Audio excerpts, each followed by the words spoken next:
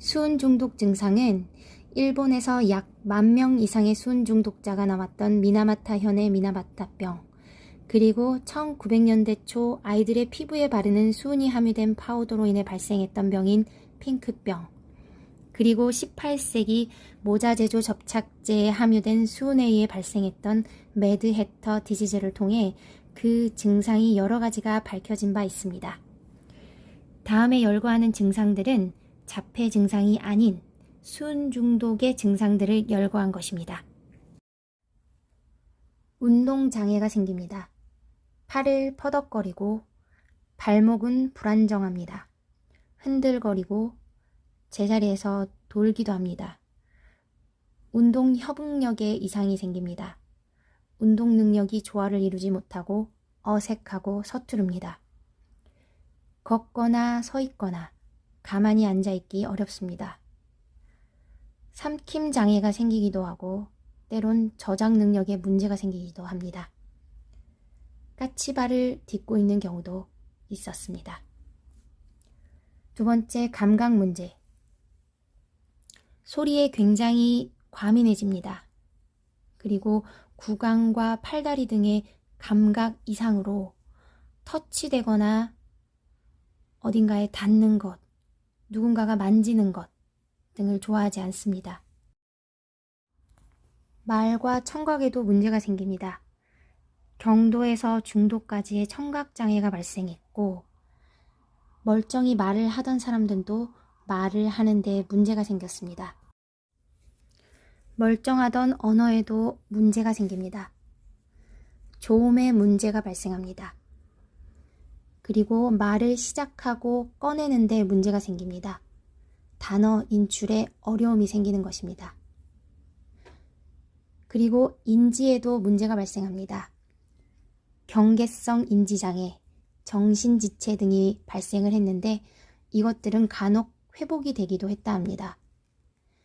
집중력이 떨어져서 주의집중을 하기 어려웠고 복잡한 명령을 따르기 어렵게 되었다 합니다.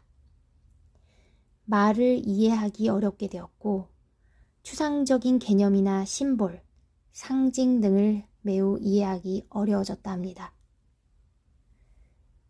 그리고 시각적 문제가 발생합니다. 눈맞춤을 못하게 되고 시야가 신체적인 문제도 발생합니다. 근육의 힘이 떨어집니다. 대체로 상체 쪽이 더 떨어지는 편입니다. 운동신경계에 문제가 생기는 것이죠. 요실금이 생기기도 하고 침 분비가 많고 침을 흘리기도 합니다. 발진이나 피부염이 생깁니다. 비정상적인 땀 분비를 합니다. 어떤 이는 땀을 너무 많이 흘리기도 하고 어떤 이는 땀을 아예 흘리지 못합니다. 혈액순환이 떨어지고 심박수는 빨라집니다. 자율신경계에 문제가 생긴 것으로 봐야 할 것 같습니다. 이상한 복통, 식욕부진, 메스꺼움, 위장관 증상들이 생겼습니다. 어떤 이는 발작을 하는 경우도 있었습니다.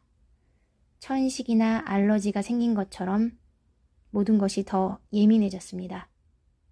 그리고 자가면역 증상들을 더 가지게 되었습니다. 특히 류마티스 관절염이 더 발생하였다 합니다. 그리고 이해할 수 없는 이상행동을 합니다. 수면이 어려워지고 잘 자지 못합니다. 스스로 자해하려는 행동도 합니다. 때론 머리를 흔들기도 합니다. 옆으로 보기도 하고 뜬금없이 울기도 합니다. 그리고 사회적으로 고립 상태가 됩니다. 사회성에 문제가 발생합니다. 소아 ACC를 다루고 있는 Fight Autism and Win, 자폐와 싸워서 이기자는 이 책에서 발췌했습니다. 여기까지 자폐의 증상이 아니고 수은 중독의 증상이었습니다.